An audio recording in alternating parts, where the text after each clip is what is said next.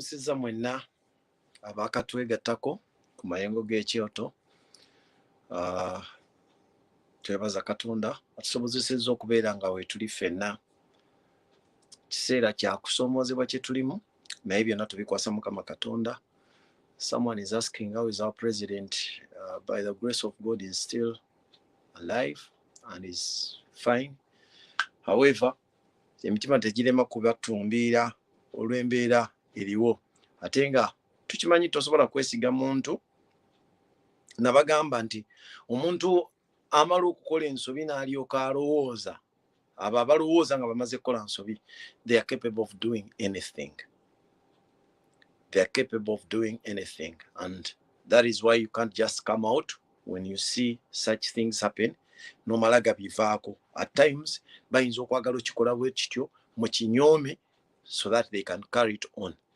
However, byonna tukkiriza nti ffenna nga bwe twayingira struggle eno, our lives are online.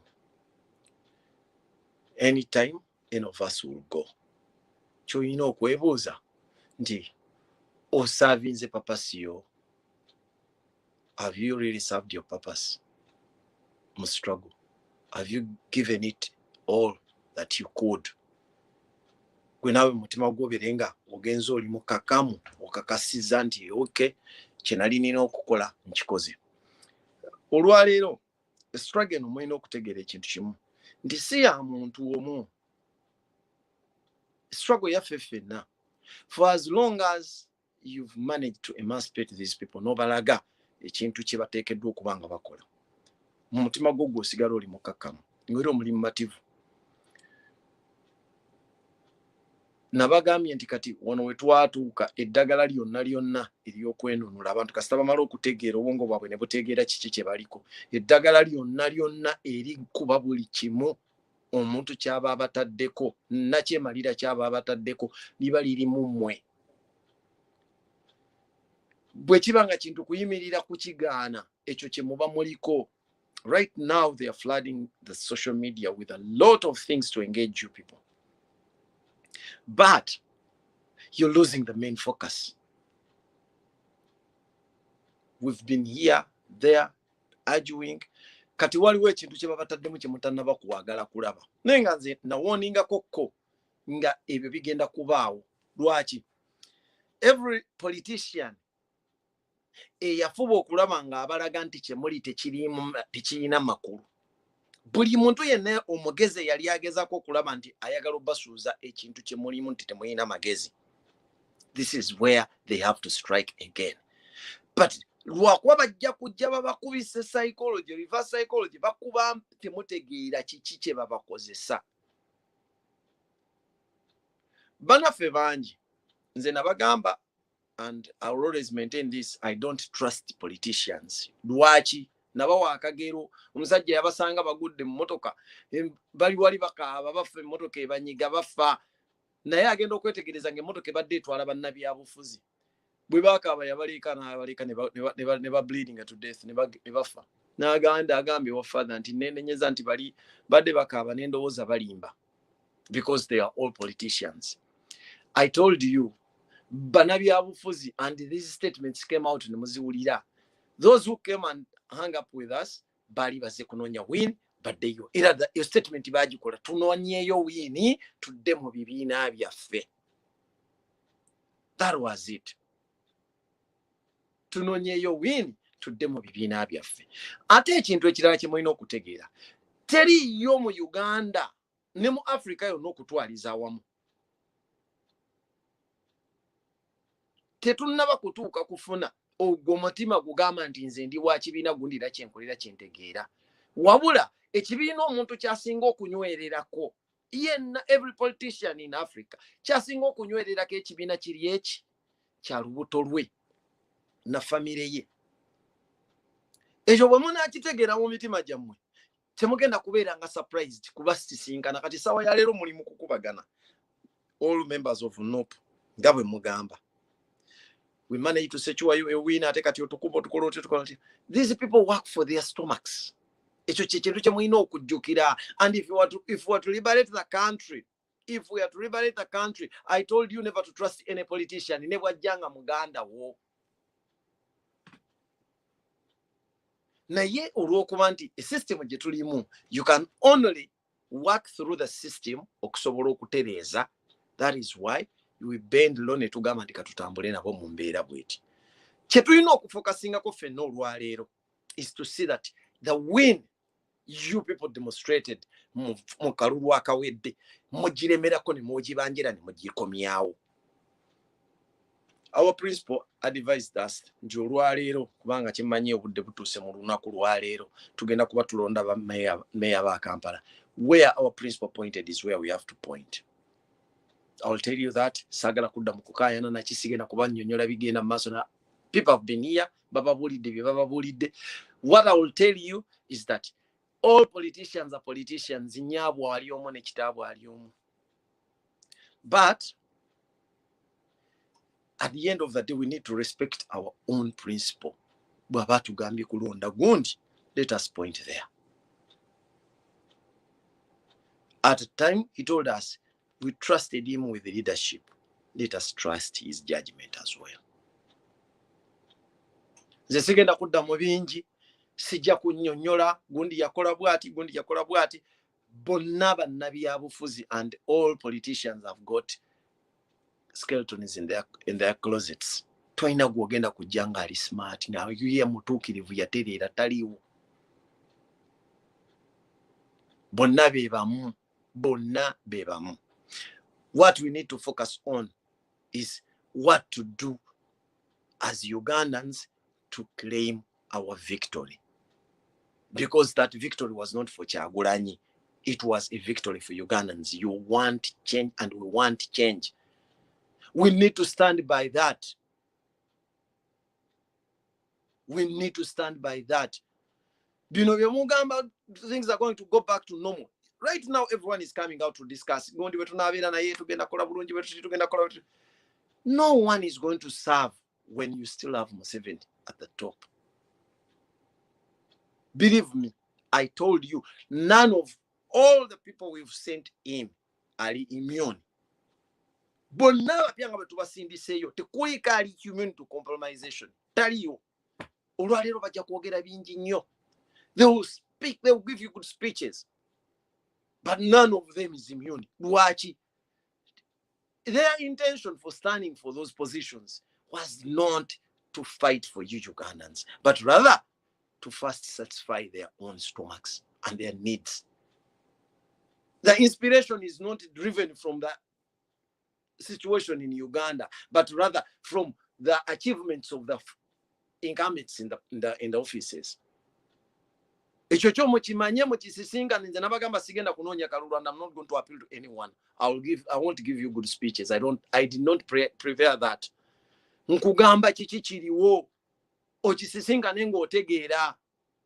Olwaleero tuli mu situation abaana bakyababuzaawo okubuzaawo kw'abantu kubuli kyalo kati essaawa ya leero. Twali wano ne tuwoninga ne tugamba nti abantu abatamanya ngamba bajja kutandika okukozesa advantage. Amagye ne poliisi n'ebitongole by'ebyokwerinda gye mukozesezza. Ekintu weakness gye mukozesezza, you cannot at all times. Temusobola kutandika kuwamba abantu mu mpamba ya kisiru, ya kiralunga, ya kimenyi ky'amateeka nga temwe bakuumi b'amateeka. Muyina obuyinza bwonna nga bwe mubwewa. Like the Minister of Defense said, you've got the right, I don't know from where, of shooting to kill, of civilians that you're meant to protect. But somewhere, somehow, your government mandated you with the right to murder civilians as you wish. For as long as your judgment tells you that they pose a threat to you, you're free to kill. That was the Minister of Defense's message. But you didn't even capitalize on that. You devised criminal means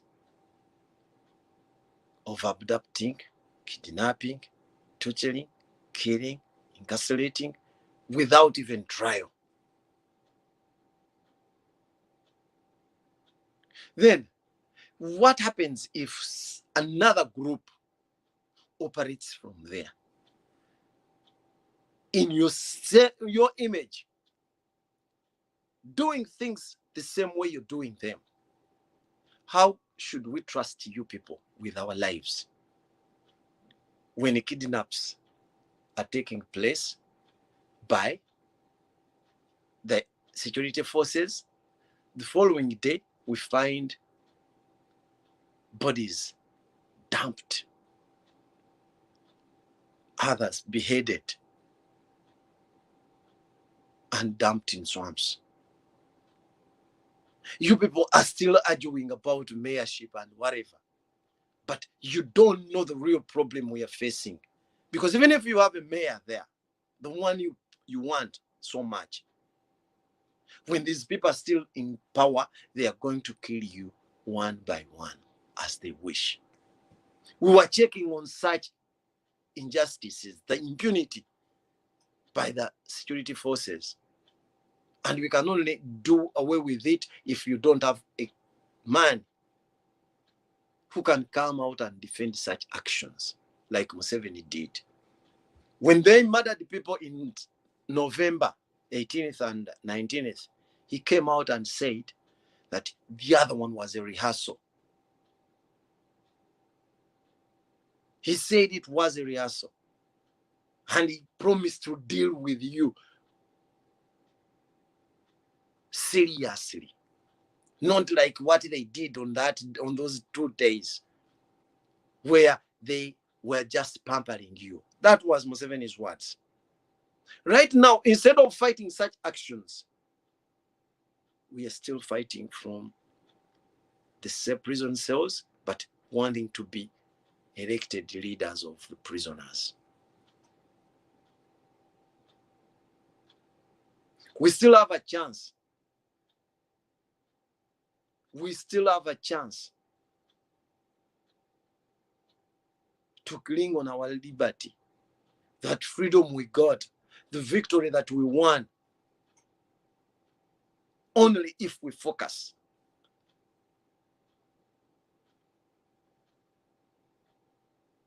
I told you, there are many things that are going to happen.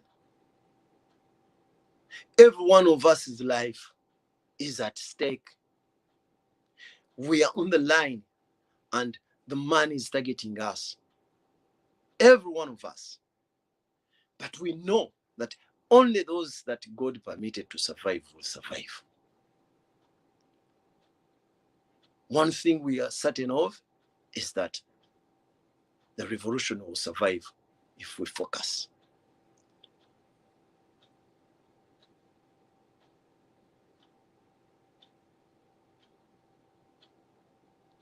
Tulemeddwa okutunuulira kye tuteekeddwa okutunuulira, tuli mu bintu birala.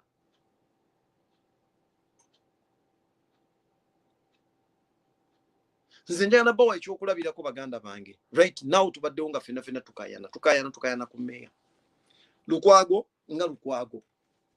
Naye nnyini yeemanyi byakoze ne byatasobola kukola.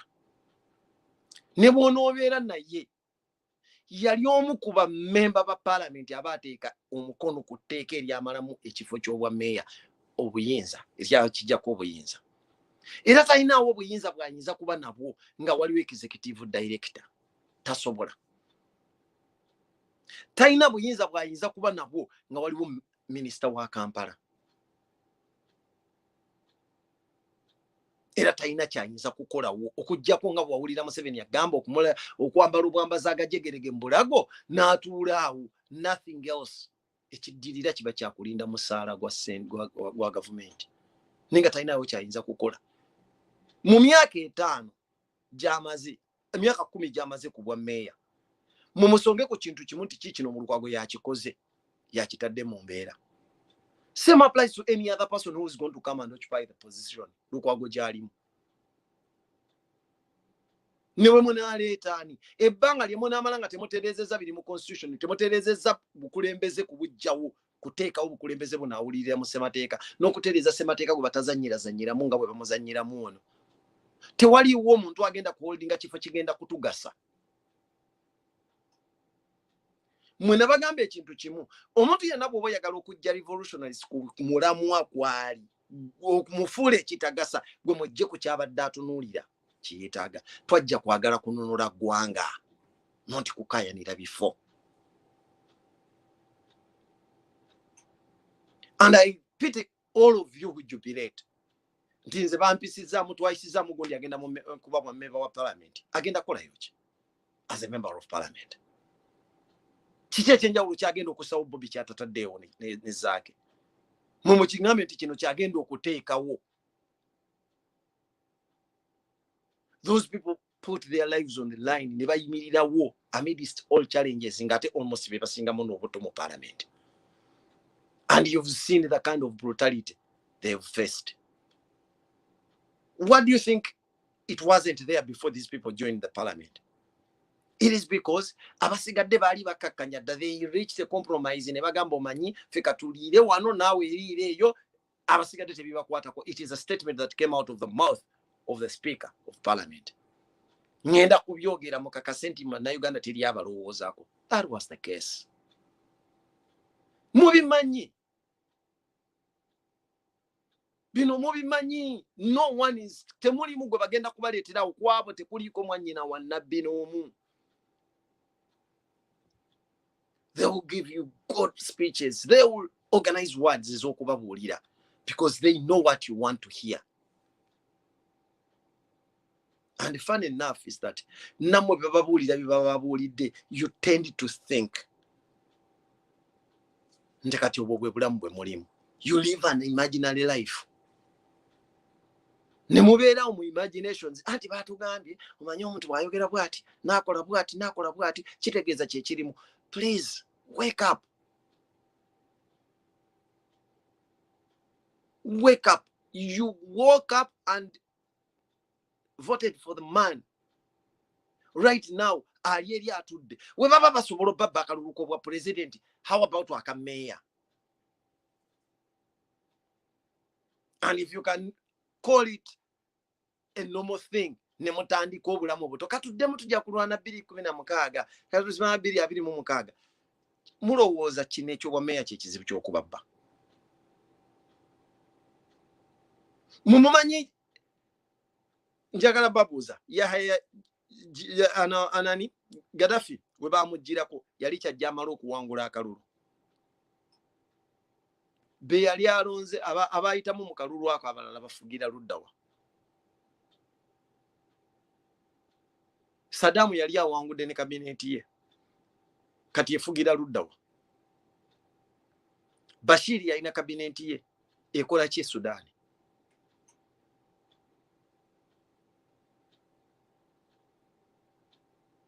One time nali ku Zoom meeting emu ne ngamba mukama waffe omu ku bakama bafazze okuteesa ne mugamba naye temulowooza nti munyikidde nnyo mu electoral politics nga tetwagamba electoral politics tugenda kumuyisaako buyisa tumuyitako buyisi nga tulige tutwala mu kwenunula.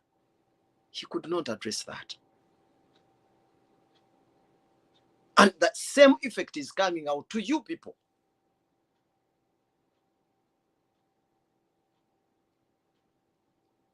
Twagambe no trigger tuyisaawo kugenda kwenunula nga whatever decision comes out etutwala mu kwenunula. We win, we lose, we do what bakabye bakakutemba bakoze batya tugenda kwenunula. We are here in the lamentations. Museveni gyatwagala tubeere ku ekyo ekitabo buli ddakiika.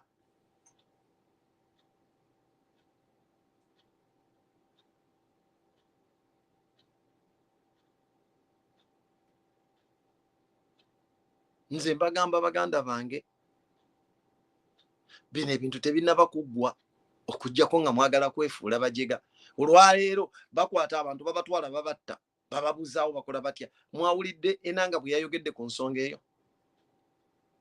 Olw'okuba waliwo abantu ng'ebyavudde mu kulonda byalangiddwa nga tebibawadde buwanguzi kati bateekateeka okwekalakasa bateeka. This should go out to Enanga naye akitegeere. Bwe tunaba tuli bakwekalakasa okwaffe tekugenda kubeera okukwa violence nga bwe mubadde musuubira.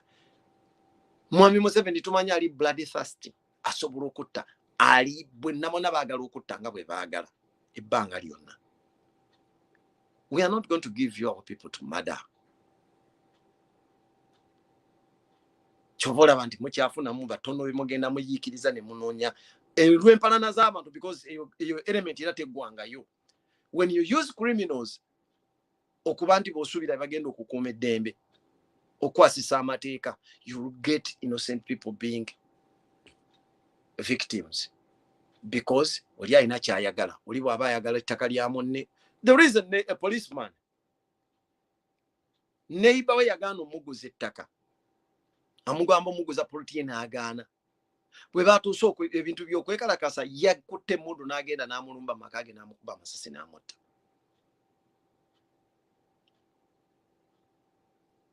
So these people are still taking advantage of that. Lwaki president yasalawo government etana kibagamba elements za government yegwa mu dependinga ku bakozi ba misango, ku bakozi ba bikolobero okubakolera. Nina abaana be nalabye fun enough abasinga abamumba manyi no bamanya. They've never trained being soldiers or policemen at all. Abasinga bamu bali mu kibiina kino ekya ube ekyabakanyama.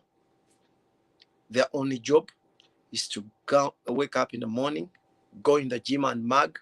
After mugging, they will go out. Balinda kukuma kumabala bakola ki ebyo bwe bityo kubifulu. These are the people they dressed up in police uniforms.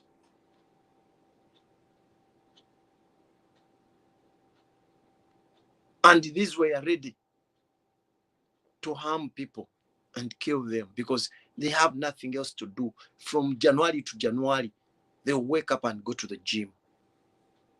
Nakola akanyama nakola buli kimu nakola buli kimu namaliriza nagenda nakuma ku bibanda nakola ki ne bamala be bakutte ne bambaza uniform. I have their photos. Be bayambaza ne bateka ta training ku kintu kyonna neki. Only thing chomuwa ku training abikonde then okufubutukawo mukwase mundu mulagirire bakuba masasi na jitunoza mu muntu.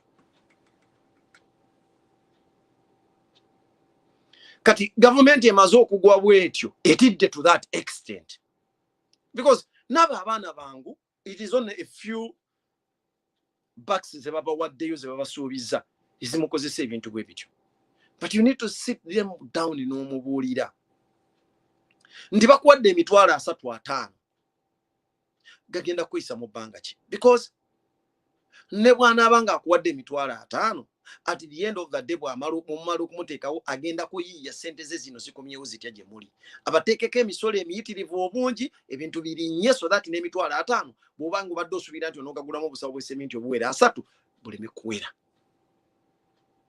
era enjo ojja kubanga agezaako gizimbe ekome madirisa embeera ekunyigirize bagiguze omuntu because bw'oba otunuulidde resolutions ze baateekateeka okuyiiyiza eggwanga one nga bakola dynasty yaabwe the one they beeyita bachwezi the Hima dynasty nga bwe baali baagala ebeere ezimu ku resolutions ze baakola ze ba coming up with bagamba abantu bannansi tuteekeddwa okubalemesa okusoma tuba denying quality education, deny them quality health services, deny them everything, security over their lives and property, deny them access to job opportunities.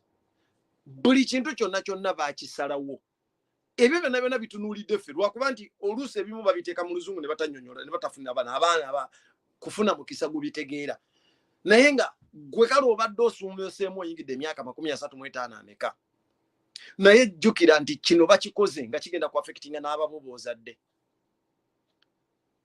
If you can ask these people bonna abakolera ba Museveni bano njagala obabuuza abaana abo how many of them abalina abaana baabwe abasobola okuaccessinga international schools. Ero jamusanga ng'embeera yakubakolera bamuyite eno jangu okubeba n'ebikonde n'agenda n'abakuba naye nga abaana be ekinene nnyo bali mu busomero bukunokkiriza obutakyalina kye busomesa abaana kirina makulu mu gye bagenda mu maaso.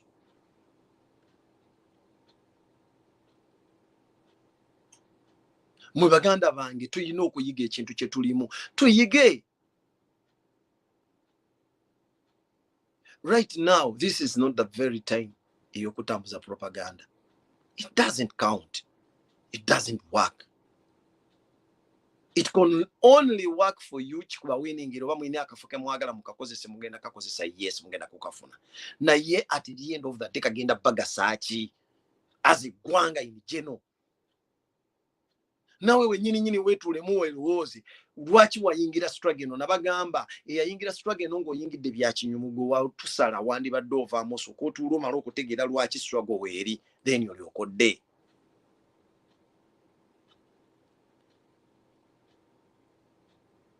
Obuzibu buli ku ggwanga lyonna yeriteekeddwa okununulwa, not to concentrate on individuals, not even simple regions.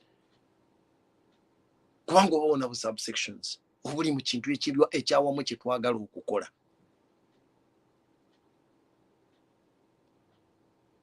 Tabuweri nti abantu bafe abasinga mulwawo nnyo okumanya twagala nnyo ebintu ebyamangu bansanyukidde mangu bandabye mangu bakoze batya. And it is an effect ekutte buli wantu, si myaka mito, si bantu bakulu, si babitiibwa, si baaki. Bonna abantu kyekirwadde kye bayina. Zimbabwe yalina ebizibu. Zimbabwe ng'erina ebizibu. Waliwo omunaddiini gwe bayita Sentamu ali mu Bungereza. Yafubutuka emisinde mangu nnyo najja nakola statement. International community naji capturinga ne bagamba musajja ayogera ku by'eggwanga abantu bafa. Naye ng'ebyo biri eri eZimbabwe. Nga bwe bagamba Abaganda nti ekiwemula amanyi okutanaka. Laba bwe kituuse ewaabwe. The man kept silent as if he was dead. Ng'ekibadde ku mulirwano asobodde okulaga amaanyi amangi ng'akikonda eminga ekiri ewuwe waka ne kimulemu okwogera ku wadde ekigambo ekimu. Kati ffe Baganda bange tulowooze nnyo mu biki bye twetaaga okukola. Tulowooze nnyo. Nze nandisabye Baganda baffe bonna abali ku social media kuno, those who are running platforms nga z'amaanyi nga ddala genuine mutugamba mubadde mu struggle eno for the genuine cause. For the genuine cause, at least this is the very, very important stage gye tulimu. Kubanga tugezaako kusituka kuva mu mbeera eri devastating. Some of our people have lost hope. Lwaki? Mwabateekamu hope enkyamu, mwaba force hope enkyamu.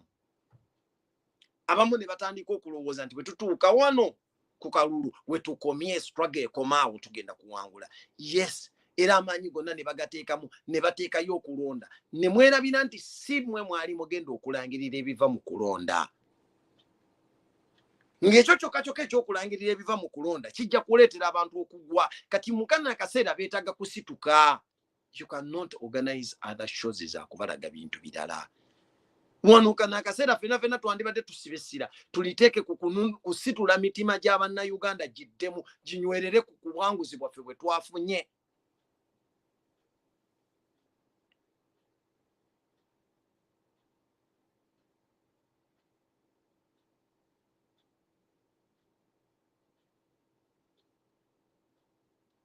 Tuteekeddwa kulwanirira mitima gy'Abannayuganda gisituke.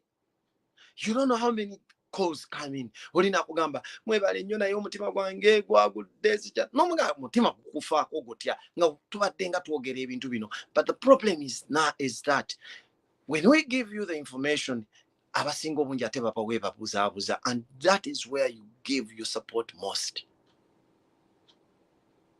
Ekintu kino kye kisinga okuluma nti struggle eno twandibadde tugitutte kubanga Katonda ali kusaidia ffe.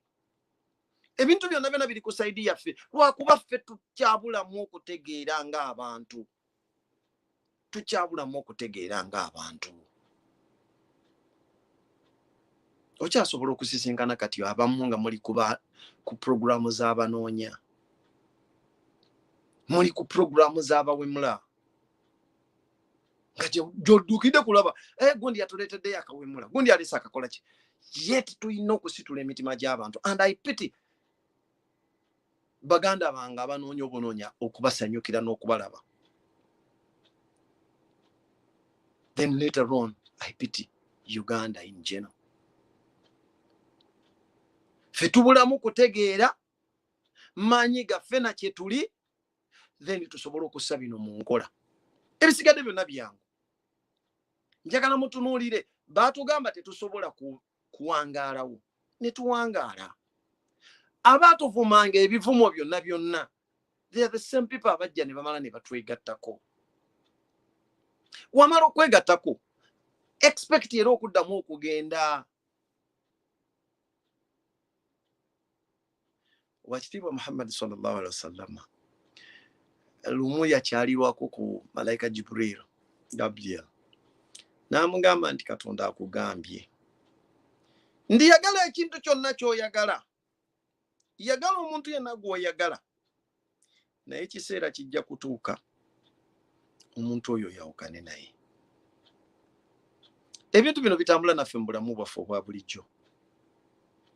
Mu bulamu bwa bulijjo, the very people be mwagalana nabo essaawa ya leero, you'll find yourselves fighting with them the following day.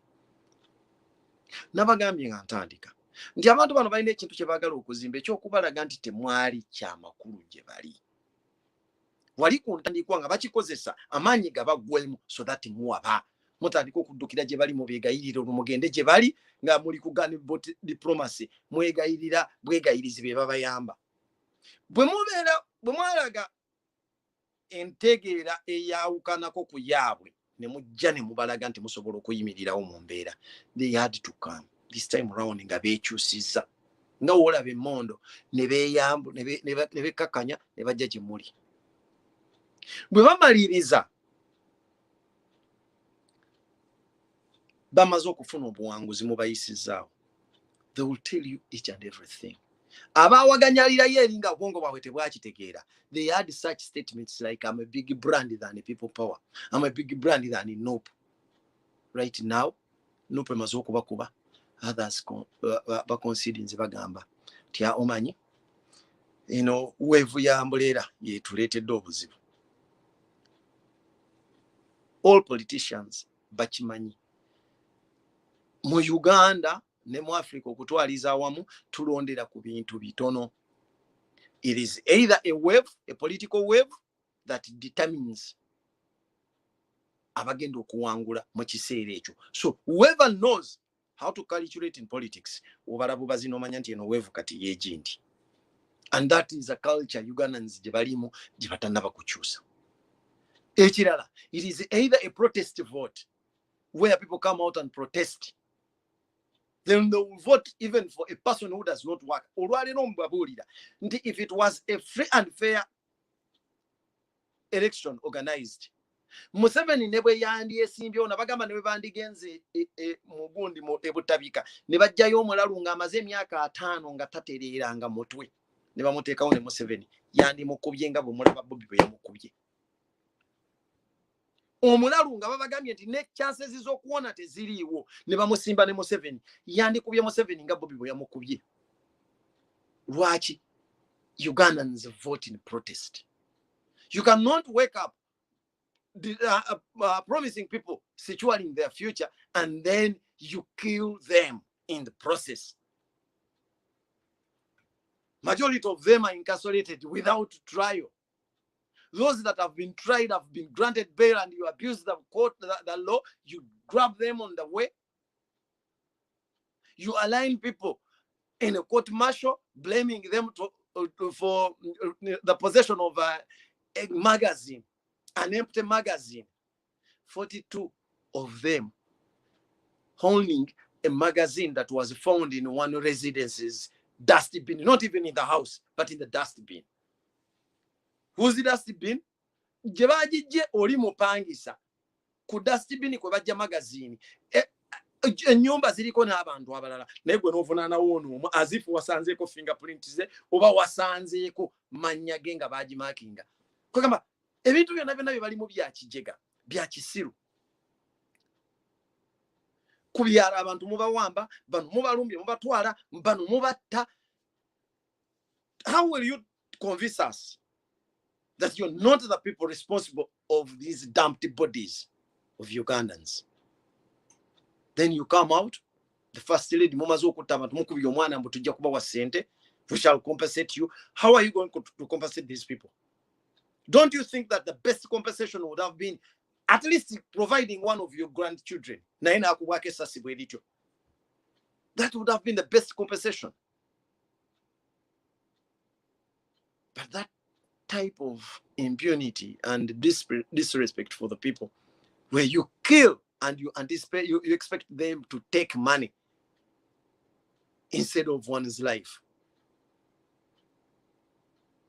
And we can't stop these things okujjako nga tumaze okuyimirira ku mazima gaffe tubadde tulwanira kununula gwanga tulitadde abantu bakubya kalulu balinunudde bano bakabba mu lyekijega babuliddwa ne bwe bayinza okusimba ebintu muyina evidence yonna byabakama yatutse nga asoma omunamawulire amubuuza naye bino obijja ludda wayagala tobuuza ebyo gwe wandiika byenkugambye. Byabaka mayinza okubanga naye mu mutima gwe yabadde ayagala kulabisa mukama we olw'ebizibu byayiseemu ng'omuntu ng'ebyo byonna ezo statement yazikoze nga azigenderedde okwebuzaabuza nga atalaba bye basoma nga byonna abigenderedde. Gavumenti etidde mmwe muwangudde, gavumenti etidde ebatiisatiisa muganye okubisoma. Nze njabbawo obubonero bwa gavumenti okubalaga nti yatidde kino. One, okubagirako internet ne bateeka mu kibululu throughout. Kabonero ka butiitiizi nti yabadde ina okukola byekola nga terabwa. Naye still yasigadde etegeerekeka. Kubanga ekyo kyokka kimala bumaze okuexplaininga the malpractices ezigenda okubeerawo. Era omuntu bwajja n'ayogera ne byayogera ne bw'onoogamba nti mu providing evidence nga tebagiyina. The fact that wajjeeko internet, wajjeeko mikutu gyonna n'oba chatting down, kitegeeza ebikolobero byonna bagenda okwogerako ojja kuba tolina bw'onaabyegaana naawe. Tujja kugavuga nti weegaana bweganyi because you cannot have a good reason to justify the actions ez'okujjako ki. Then ne tugenda ku kintu ekirala. Even up to now there is evidence nti abawagizi abasinga obungi ab'ekibiina ky'obadde ogugulana nakyo olimu obatadde mu makomera ku prompted up charges ezitaliyo. You're saying nti abantu bano badde musango gwe basooka bavunaana bwe badde basaasaanya corona, basaasaanya covid, ng'obuuza how many of them yali alina covid? Era can you tell us bameka abakwatiddwa for those who got in contact with them? Kati ngebyo kyabitegeka because you can provide such statistics nga bw'oba oyagala ebyamwe byakwogera bwogezi tubuulire. Can you justify your actions of getting these people ababadde batambula n'obakwata n'obagatta bwamu n'abasirikale booleese nabo n'obagatta ku mmotoka y'emu kwe babakuumira? Kyokka ogambye nti badde basaasaanya bulwadde kyobavunaana. Gwe tolaba nti byokoze ate biraga nti obulwadde tebuliwo ate gwosinze n'obutabwewala okusinga bano.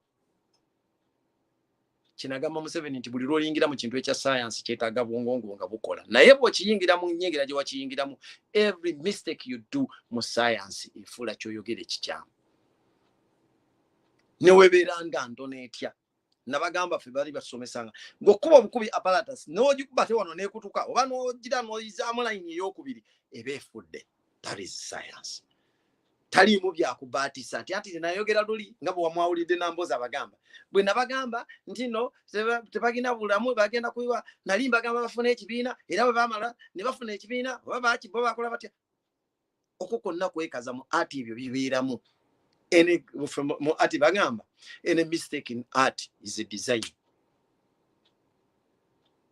Gwe wookolera ensobi efuuka design kubanga mu ati tukkiriza nti oyo artist abeera mutonzi yatonda ekintu kye yasalawo bwakitonda kyovula atugamba nti Katonda yatutonda mu kifaananyi kye. Gwe gwogamba nti jaffe afaanana bubi naye nze manyi ndi mu kifaananyi kya Katonda ebisigadde gw'omanyi.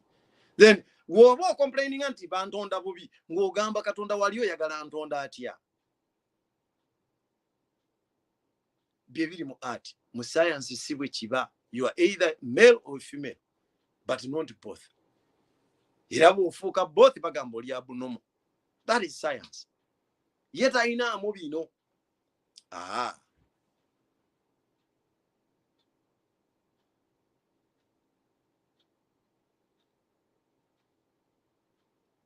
nze mbabulira baganda bange tulowooze nnyo gavumenti ya Museveni yatidde kino ekintu kye mwagikoze then ekyazeeko they started fabricating congratulatory messages from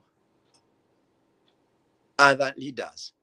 Eyasoose yabadde ya Magufuli n'agamba sinnakuweereza ku congratulatory message ndeka ne bagipulinga down ne bazaako eya Uhuru naye n'ajeegaana eya ambassador wa EU nayo ne bagigaana ekitegeeza even up to now Museveni is isolated.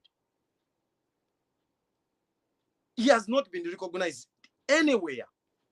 Ng'ogyeko emikutu egisasuliddwa egy'amawulire okugezaako okuyisa ebyo. Kati obwo obuwanguzi bukyali mu mikono gyaffe nga ffe tetunnaba kutunula awo tutagala na bintu birala. Mutandise okulowooza tujjamu kuba 26 ate nga y'ekyo kyayagala kinnyini. Mutunuulire ebiriwo ebiri factual muve ku anticipations ne speculations. Nze kyenina kiri ekintu kimu either I will have proof ku kyemba ngenda okugamba, if not nga nkireka. Wemba sina proof ku kintu sitera kyogerako sisobola. And right now what we want is not the propaganda, but rather twogere ekituufu ekiriwo, because ekyo kye tulina okuyimirirako kubanga ffe akalulu akaffe kabadde ka mazima ate tetusobola kajustifyinga na bulimba. Obuwanguzi bwaffe bwa mazima, bwe buba buwanguzi bwa mazima then tusobola buwangu kubulemerako na mazima so si na bulimba. Ekyo kye mbagamba. Mube n'ekyokuyiga kye tuba tuyiga mu stage gye tusoose okubeeramu eri. I will give you good statements that you will love to hear. Mujje bangi mundabe. You will share the message etambule nnyo. Kubanga nyinza okutandika okuvuma wana abantu. Entandika ne mala nsumulula because temutera kukiraba kunze. And I doubt why yinza okubulayo n'omu yali andabyeko nga nvuma omuntu. Naye singa ntandika kusumula wano kuvuma, believe me, you will invite others. Buli omu ajja kufuna obudde obubira munne n'omukolo omuzuku senti wayijja atandise naye okuvuma. Then you will come and view. You will share the message etambule nnyo. Naye nga mubutuufu ebyandibadde bituufu by'okkolera kino bye bino bye bigenda okutuyamba okununula eggwanga lyaffe, so si ebigenda okutuwiningira views, likes ne followers. Nze nabagamba, this is not a paying job. Nze sigufunangamu bukyanga ntandika kwogera wano. Sifunangayo wadde ekintu kino kikino. Mpozi mukwano gwange yangulire enkofiira. Naye siina kyenzija mu guno omulimu okujjako okwagala okununula eggwanga. And that is why ebigambo by'okubagamba ebibasanyusa n'abalala byebagamba mbiina. Era mbimanyi naye si bye njogera. Kubanga si bye bigenda okununula Uganda. Uganda will not be liberated from the likes and viewership on Facebook. But rather the message we need to give our people. We've got our win. That we genuinely won. People overwhelmingly supported us and they voted for the principle.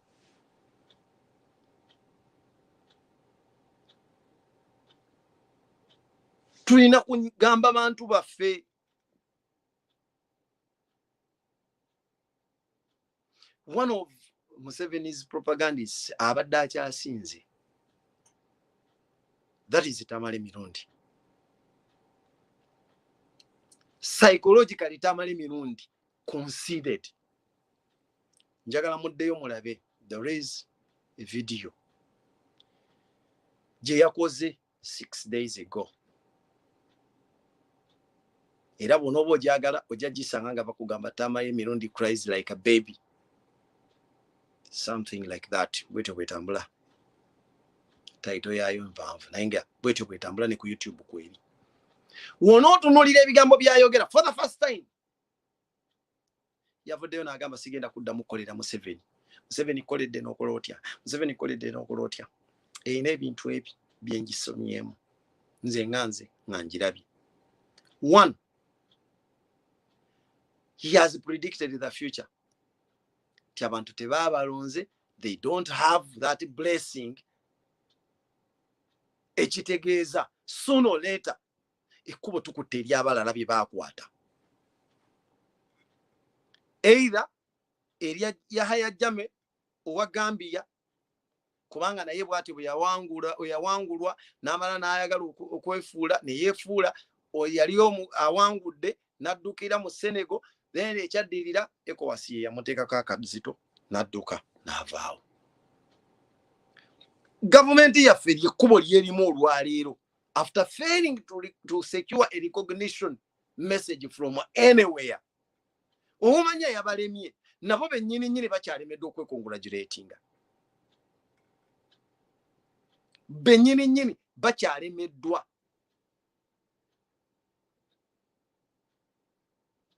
Kati tamale mirundi atandise tagambangako bulijjo agamba nze NRM sigikolera siriddamu gikolera nze nkolera Museveni.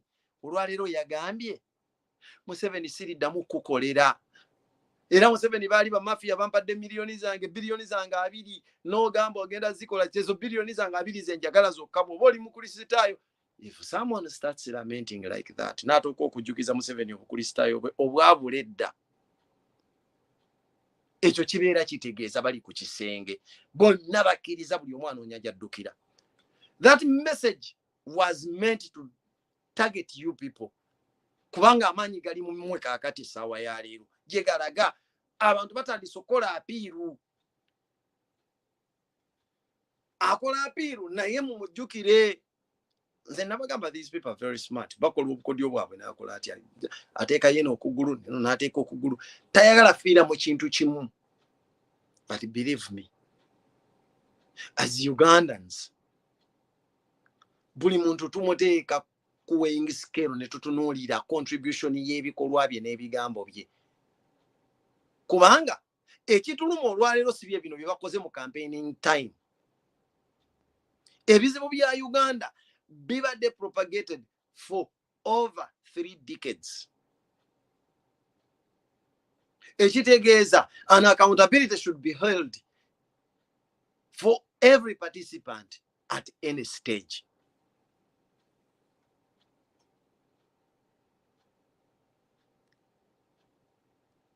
Ekyo kigenda kutuyambako kitya.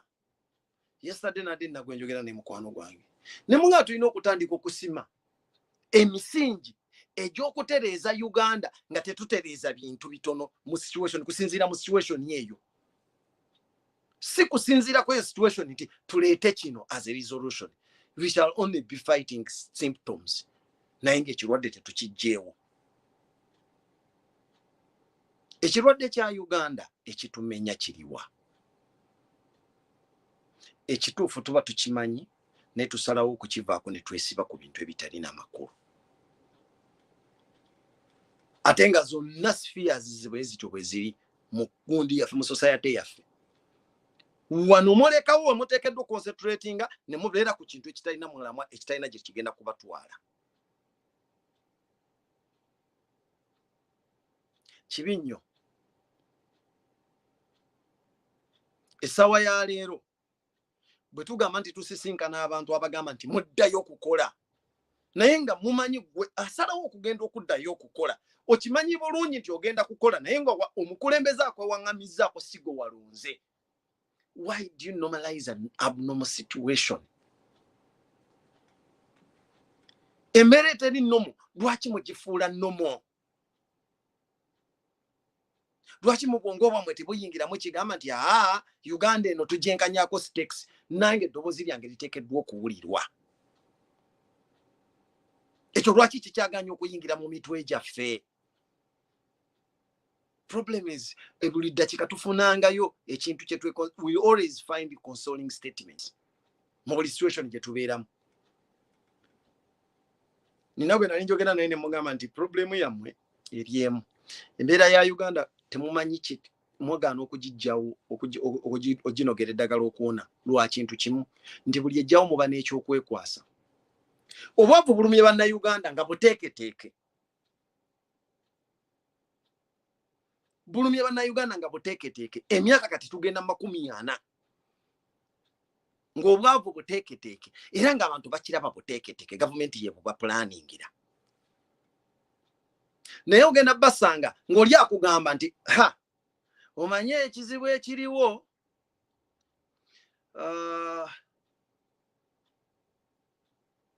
tuli mu kuzza abaana ku masomero, kyekisibye ssente. Bwe bagenda okugyayo abaana ku masomero bamaze okubazaayo ku masomero, ekiddawo kitera kubeera ki? Easter eno yesibye ssente, Easter neggwa. Easter bweggwa nga muva nga musajja asibye ssente lwa budget, katulinde budget. Budget oluggwa why kisiibo yidi ezitwala yidi abantu abanyabasiramu baba basiiba ssente ziba zibula, ssente zibuze lwa kisiibo, ye kisiibo kiggwa. Ekisiibo kigenda okujja ati abaana nti baddayo ku masomero. Abaana bwe bamala okudda ku masomero nga muga problemu eriwo kati wotulabira kye anti tugenda mu kundi, kati tugenda mu Christmas yezisibye, katulinde Christmas eggwe. Tugenze mu lusooka omwaka olugwa olulinda tugenda mu campaign azisibye, naye agenda kusumulula ssente mu campaign. Bw'amalirizawo nti alinda kulonda, alinda kulayira, mugenda mwongezayo buli. You always find a reason to justify embeera gy'olimu other than finding a solution to get out of the situation, and that is what has made the lamentation permanent in our lives, in our society. We always get comfort in an uncomfortable zone. We find means of getting comfort. Newe mubanga mubaddewo kubanga kati kulono Museveni tayugumanga kunga lwayugumye. Lwaki? Mumukunamiza, mumwambudde buli kimu, and believe me, bwe musigala ne muddayo mu busiru bwe tubaddemu ne tumukkiriza n'atuula ne tukkiriza wini eno n'agitutwalako mu bintu eby'ekisiru bino nga bye tuzeemu. This is what is going to happen. Era nkubira omulanga baganda bange mu abalala ababadde bali ku side ya Museveni mwe mbasasiddeko ekintu kimu kubanga kino kimwolekedde. One Museveni mumubbye ssente ze mumubbyeko entono tezibadde nnyingi nga bwe bibadde emabega luli ng'abantu tebalabukanga. Wano ataddemu naye ssente ze ng'alowooza mwine ekyamagezi kye mugenda omukolera. Leta rono n'akizuula nti mwagenda mugabye t-shirt mufukamidde muvumya abantu mukoze mutya mujjeko social media platforms zaffe mukoze buli kintu. Abaka Patriotic TV mu fabricating information mwepininze ku bintu eby'ekisiru byonna biganye okukola. Afundikidde alina kuddugala ngalo ye nnyini bevuuna jja n'akwata mu kalulu ng'omuntu. Ekitegeeza mwena forces zammwe zonna tezirina kizimukoledde. And I told you tolya ssente ya Museveni n'ogenda mirembe. Era mwe mutunuulire kyagenda okubakola one by one. Then we mugenda otegeera never choose a wrong side. Naddala ng'olaba nti ekiriwo kiri ku mazima ate nga ddoboozi ly'abantu. Tozannyanga n'abantu. Ekikyayambye Museveni nti bannayuganda tebamanyi maanyi gaabwe. Kyekyokka. Always thinking on getting help from other people. Ffe tulowooza nnyo nti buli kimu balina kukitukolera. Buli kimu balina kukitukolera. Even up to now, what we are trying to do is to make sure that we justify our victory to foreigners than to ourselves. Fefe nyini tumanyi kye tuli. Abantu baffe abalonze bino bali waka. Agamaje ge babataddemu ga abantu bannammwe. Bannayuganda bannammwe. It is only that babulako ekintu kimu kya kubanyonyola kutegeera nsonga gye baliko. Uganda tugenda kutya okufa. Naye njagala bakakasa ekintu kimu. okufa omulundi gumu n'owummula osingira wala omuntu asigadde ku nsinga abonaabona. Nze nabagamba essaawa ya leero tolaba nti omuntu nga yabadde mu mbeera eno ng'abadde bulungi asobola okufa n'amala ebbanga n'akomawo n'aba ng'asinga be yaleka ku nsi. Abagagga nga ono omusajja ani Kasiwuukira gwe batta ebbanga lyamaze mu nsiko mu ttaka, Mungu n'amala akikola. Kasiwuukira n'addira mu kalakita ye bwe pa n'addira mu bintu bye, wadde bigootaanyeemu abasinga obungi mufa atuleka era tusigala tumusaba mirimu.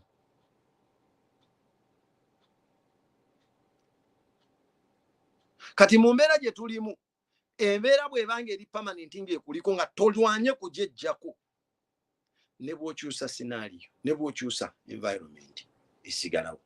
Kati ffe bannayuganda ne bwe tuneemwola tutya nga tetunnaba kwejjako olumbe lwa kirago, ne bwe tuneemoola nga tetwejjeko olumbe lwa kirago, bwe tutajjaawo Museveni n'abantu be, don't even dream of anything becoming good for us.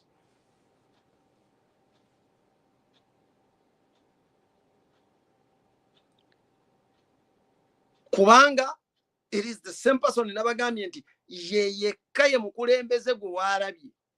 Where they kill people, he comes out and defends that. Where they kill people, he comes out and brags about it.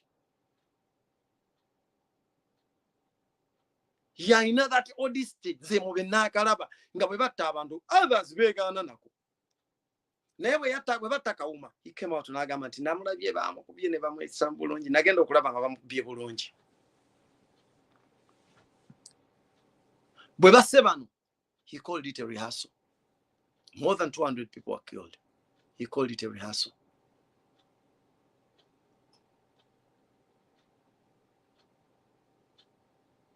And you've seen and you're still seeing many people killed.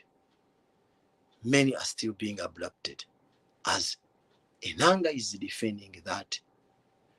Tomorrow we shall be asking Enanga. Yes, we acknowledge the fact that you people said you are the ones kidnapping these people. Kubanga mweraliikiridde bagenda kwekalakasa. Kati okwekalakasa tekubaddewo. Can you produce these people? Can you align them to court? Then you shall tell us nti abo ababatwala busife twabatwala naye nga abantu babatwala mu ntwala yemu amagye ne police n'ebitongole ebirala ebyokwerinda mu kidnapping abantu kubanga akakodyo ke mukozesa keeko. And people were trying to take number plates. Twakutte number drone eyazze number bweti ne bweti. They already gave out a thing, the fact of how they operate. Number plates baziteeka ku mmotoka ezo ne bagijja kweno ne bagizza kweri ne bagijja kweno ne bagizza kweri, ekitegeeza those cars are not registered at any cost. They are not registered anywhere. And it is the system. Ate bw'oba mulowooza nti tekisoboka, gavumenti eyingiza emmotoka bw'ebejjayo emmotoka ezo nezikozesa nga tezirigisterinze kubanga tosobola gitracinga nti yagundi, n'abantu ba bulijjo abajjayo emmotoka ezo nga tebazigisterinze nabo weebali. Ngero oli ajja gijjayo agiteeke ne ku kkubo agivuge nga bw'ayagala. You've seen emmotoka ngeri modo 2018 220 ngeriko number plate yafuluma mu 2000 oba mu 1996. You've seen that. Ekitegeeza ffe waffe buli kintu kisoboka. We are being led by criminals and all things that are happening are criminal.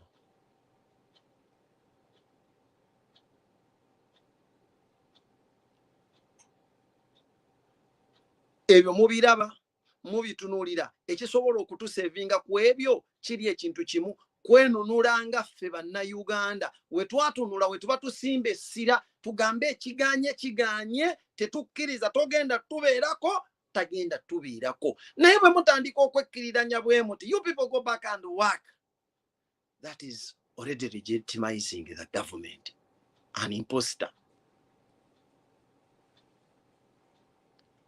Bwe kabatanda ne mutandika okukola ebintu ng'abalowooza nti ensi eri nnomo, ekyo Museveni kyokka kyayagala. He claims 58% voted for him.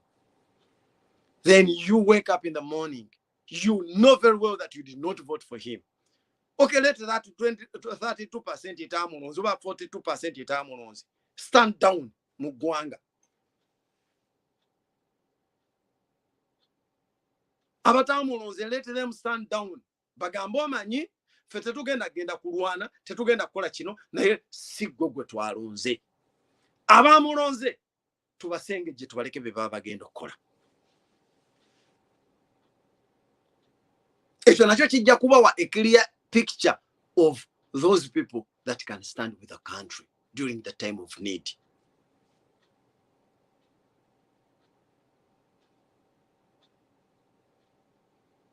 Ekyo kye kiyinza okutukolera, naye bwe tutandika okugwa eddalu ne tugamba nti tuddayo, Museveni akoke kantu kokka kanoonya kokka. Mpozi n'ekintu ekirala kye njagala okubagamba baganda bange. This is a struggle. Eyina goal. Bwe batennaggwa lwaki oŋŋamba nti gwe weddemu amaanyi? Bwe batennaggwa lwaki otuula?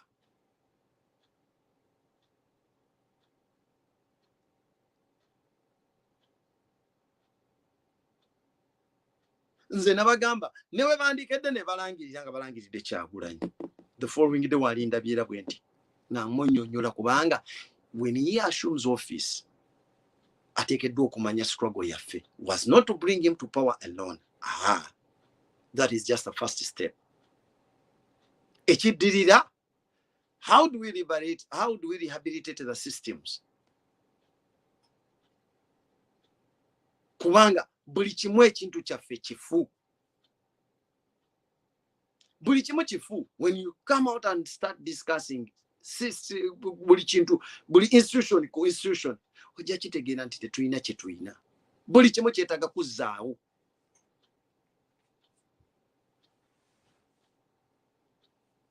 Buli kintu kyetaaga kuzzaawo. Era nze mbagamba nti yo struggle ey'okununula Uganda. Good enough, omwaka gwe twagirangirira nti gwetandika gwe guno, era yatandise. Kati bweba yatandise, ewasigadde tugenda kukiggusa.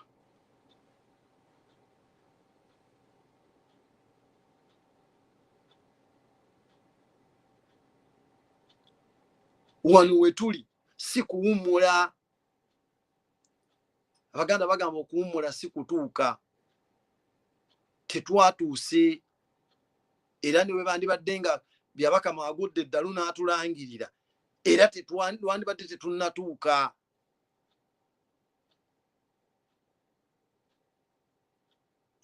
Kati gwe mbuulira mugamba twagala New Uganda, naye tunagyeyagaliramu tutya nga tulina abalina ebiwundu. Baganda baffe ab'e Lusanja, baganda baffe ab'Omwapa, bannaffe abafudde, ab'e Kasesa, ab'e Kampala, buli wantu, abaffe e Luweero, abo bonna balina okufuna obwenkanya. Bwe tulaba tetunnaba kubitereeza, tetusobola kugamba nti Uganda etuuse ku mirembe egyekomeredde. Era waliwo n'amateeka gateekeddwa okusibwa mu nkola okulaba nti tugema Uganda obutaddamu kugenda mu mbeera gye tulimu. Singa si Museveni kujjawo bantu kuba na mizi mu mutima gyabwe kugamba nti nina okusigaza integrity yange, twandifunye abantu abasobola okuddawo ne bamuwagira nti kubanga yansuubiza ssente. Ab'emyaka gyonna, abakulu, abato n'abatannaba, ng'oli omubuuza nsonga ki? Kiki ky'obadde oyogerera luli nti ewaayo ebintu amalwaliro temuli ddagala, enguudo tezikola visiti, amateeka tebagagoberera biki? N'omuga nti kaakati kiki nti nze yampadde ssente era agenda kumpa n'emmotoka, agenda kumpa naki? Omuntu alina amagezi atunuulira those materials. Kati ekyo nakyo tulina okukisima kijja mu bantu. Okisima kijja mu bantu kubanga Museveni yajja n'asimba ensigo eyo. Nabagamba mu kinaana bwe yagezaako okusaba bannayuganda akalulu, bamurejectinga lwa kubanga abantu abo balina emizi. They had integrity at that time. They assessed him, never mulaba nga talina kirowoozo kirungi na nkulaakulana gy'ayinza kuleeta eri ggwanga, and those people were right. Kyova olaba yakola akakodyo ka kugenda mu nsiko n'ateekawo embeera n'asobola okujja. That is all. Ebisigadde yali tasobola. He could not convince people.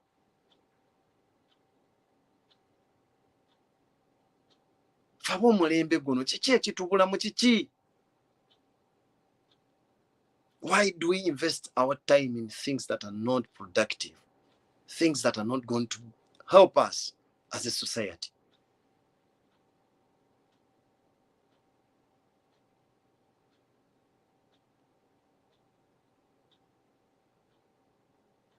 Guys, this is a win. A genuine win. It's a victory that we won. And a victory that we've worked for. Every one of us has invested in it. Those people on the ground have invested. They are the ones that are suffering the most. All Ugandans that have been working for this, we've invested in it. We deserve it. We cannot just let this man snatch it away from us as if we are dumb.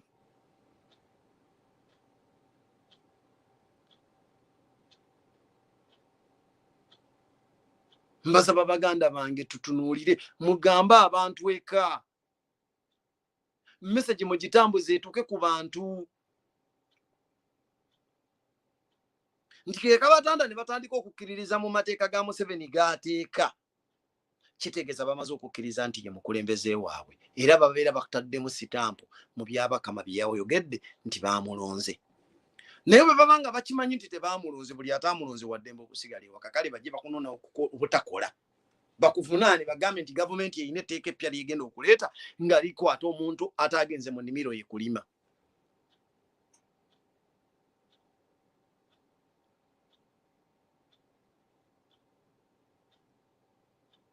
Abasajja balina enteekateeka nnene. Abasajja balina enteekateeka nnene. Awo kamiyamba tusomere etteeka ku tteeka ku resolutions zaabwe ze baakola. Mulabe bwe zigenda. Oleza tisizirina wano mu ssimu eno endala nandibadde nzibayitiramu. Naye tujja kukola vidiyo, tugenda vidiyo ya Tessa nange kugombolola edda. Nja kukola Tessa nange kugombolola tuziyitemu muzirabe. Nsonga ku nsonga era mbabulire n'engeri gye bakikolamu n'obukakafu obuliwo nti kikoleddwa.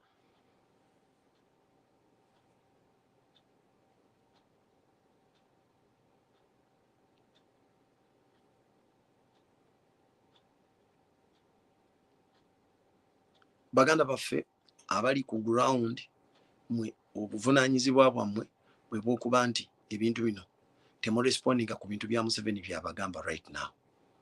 I'm not telling you to go to the streets. No. I'm not telling you to go out and demonstrate, but you can demonstrate peacefully by non-performance.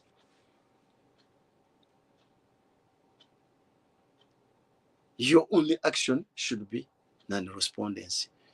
Stay down, buli omu asigale ku kyali nga naye totambula genda kusaako kintu toddira mbeera eno gifuula nnomo.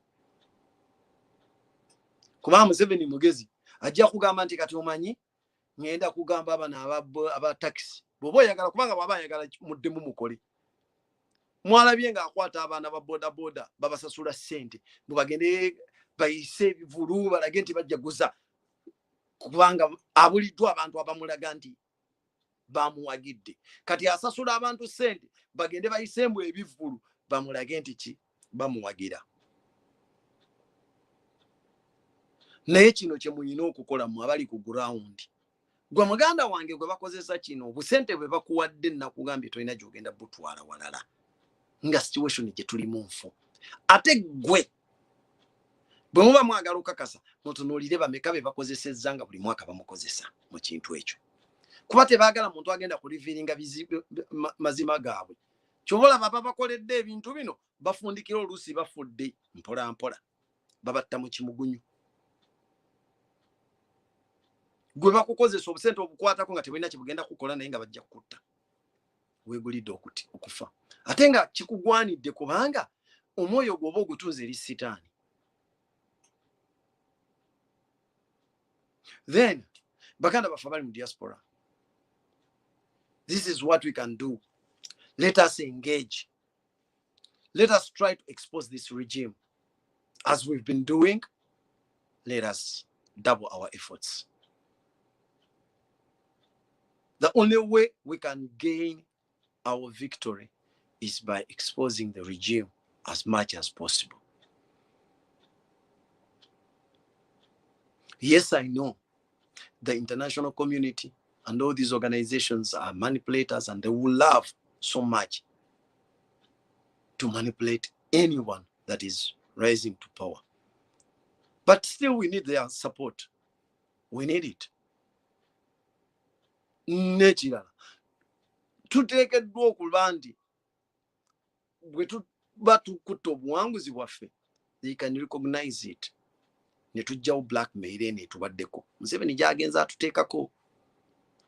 They've been blackmailing us as hooligans, as outlaws, as whatever they wanted.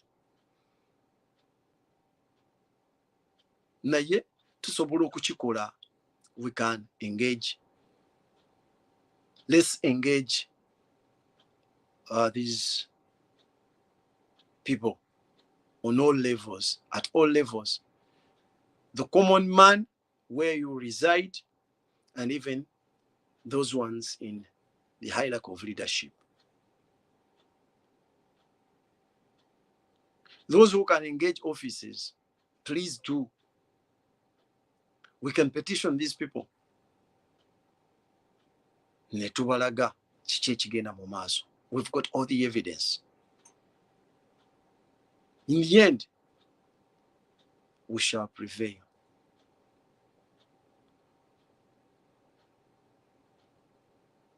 Obwe buvunaanyizibwa bwe tulina nga ffe abantu. Naye mbasaba ffenna, because we are using the social media to capture the attention of these people. We are using the social media again to mobilize and sensitize ourselves. Let us concentrate on that, please. Guys, I always repeat this, that propaganda is not going to take us anywhere, but rather it's going to discredit even that credible information we post. If you're not certain of what is happening, please, let us try to operate as mature and civilized people. We know this is a war, and propaganda has a stage in which it hopes, and a stage where it doesn't. So if you want to employ it, let us employ it wisely. Right at this stage, propaganda is not of any use. We can only produce what we are certain of. If you're not certain of anything, it's better you leave it.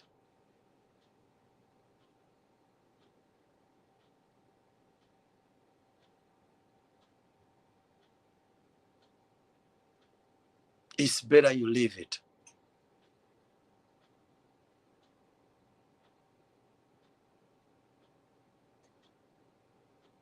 I thank you all for watching me. Thank you for watching all the programs that sensitize us about our struggle. And you're doing a great job by sharing it. Because the only way we can save our country is by sensitizing our people, since they've been psychologically abused for so long.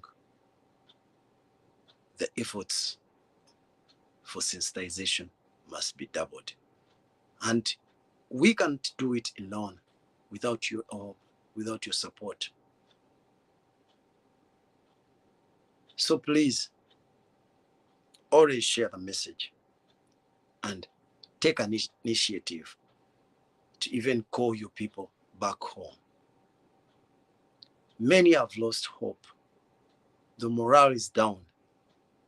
We can only give them comfort by reminding them that this is a struggle that moves in stages. not all stages that will be won. It is a war that is involved, that has got battles involved. Some battles will be won, others will be lost. But what matters most is winning the war. There is a struggle for liberty that settles for nothing other than victory. The first stage of electoral politics, we recorded a very overwhelming victory. But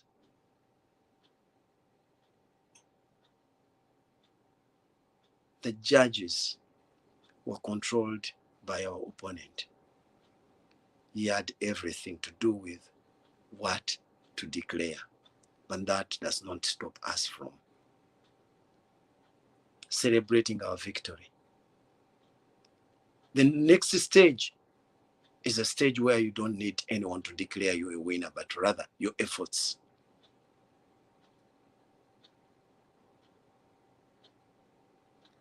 Arthur Tesanangi is going to be there in approximately 1 hour. 1 hour after this show, then Tesanangi Kugumbola will be there, I think. Obanji take okusawa emwe Uganda. Sawe emwe Uganda.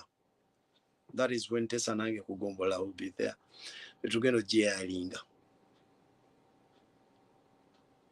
So, banange stage esooka yabadde yaba Museveni bye badeclaring agendo giwangula. Eno stage gye tuzzeeko tebasaba lukusa, terina gyewewandiisa, ekikudeclaringa nti owangudde yebikolwa byo, ye determination yo. We pray for our president, he will be fine, believe me. At this stage, yes, nabagambye kuntandikwa Museveni be bantu abamala okukola ensobi ne bejjusa oluvannyuma, but Kyagulanyi is not as easy for them to kill as you would think. Bayinza obutaba bagezi nga bamulowooza, naye nabo balina bye balaba nga tebajja kusobola. Ekisembayo mu byonna kye muba mwesiga ku Kyagulanyi nti agenda kuba mulamu, Allah jalla waala yekka yatta so si bo babayisizaako buyisiza. Era nabagamba revolution Museveni ali wadde mbogenda nga yeeyongera okutta buli muntu, but the moment lwanakwata kwoyo revolution gwetuddemu tebagenda kusula. Bino byonna bye twogera okubeegayirira nti bannange kino temukikola, kino temukikola, mujja kuba muli omu abikola, because then a revolution egenda kuba enoonya bunoonya mutwe gwetemba gweneetuula mu fene ejja tutuukako. And that is why you should be very comfortable that Kyagulanyi is safe.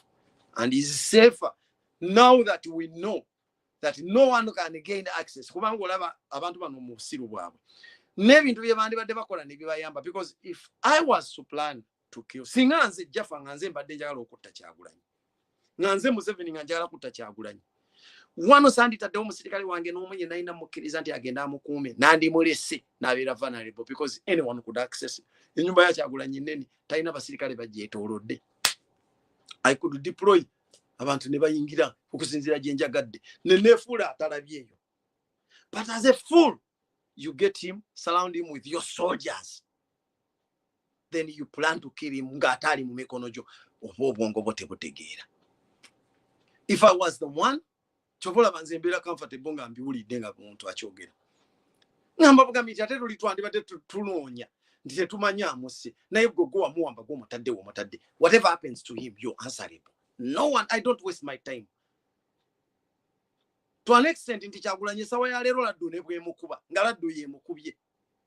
The only person accountable for this is Museveni. Kuba ffe tugamba nti laddu teyandi mukubidde awo, laddu bw'eba ekubye magere. Abadde n'enteekateeka nti abadde agenda gindi. Gwe omutadde magere kitegeeza gwe olina obuvunaanyizibwa, gwe wategese laddu emukube. You can give me anything. Awo omutima gwange guba mugumu. Era kye nabagamba nti Museveni akola enkwe, naye Katonda alina engeri gy'amusuulamu ebintu ebimu ne bimulema okubala. Ebintu ebimu bimulema okubala. Mwalaba luli baganda baffe omugenzi Zebbula nga avuddeyo ebyo tebabiteekawo. You don't abantu nga banaavamu statement bwezityo ate tebabayita bateeka ku kamera.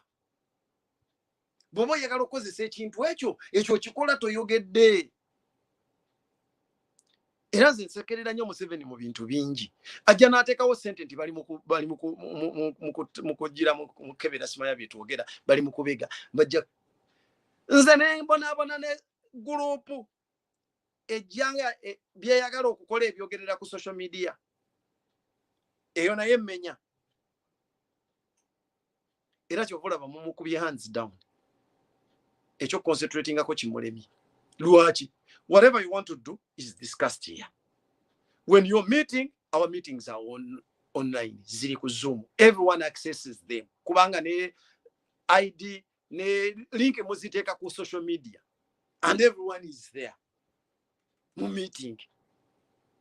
Teriyo gojja kumanya. Others come with fake IDs. Abalala numbers, gundi z'amasimu zokka nti eno iPhone 6 egamba ki? Simanya ani. Kati weebuuza kye mufa. Ky'olina okutya ku Uganda kiri kimu nti the oppressors and the oppressed are all in a dilemma. No one knows what to do. Awangudde n'atawangudde.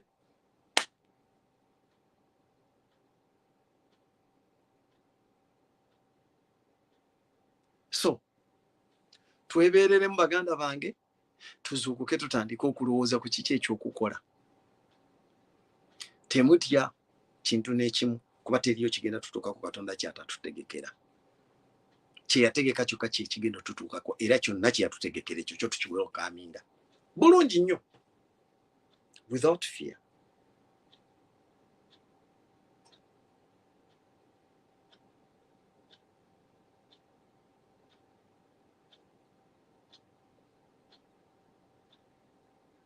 Temutya, tugenda maaso.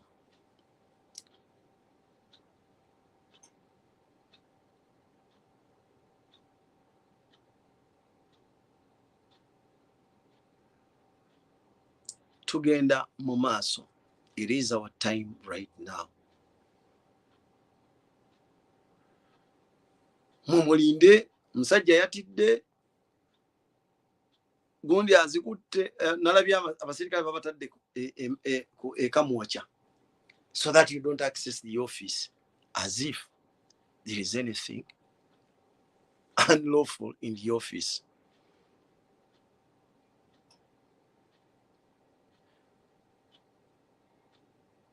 Kyembasaba kiri ekintu kimu, obwesigwa bwammwe bubeere butono ddala eri bannabyabufuzi.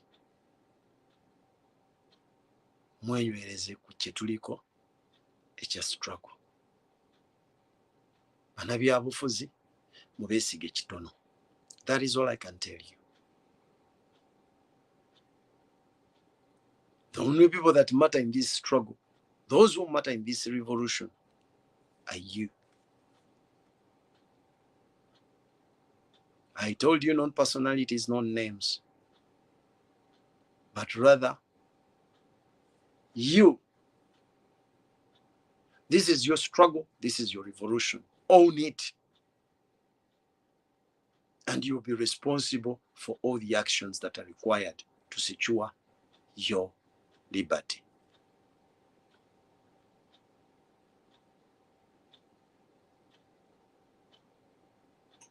Once again, thank you for attending this show. It's a late show.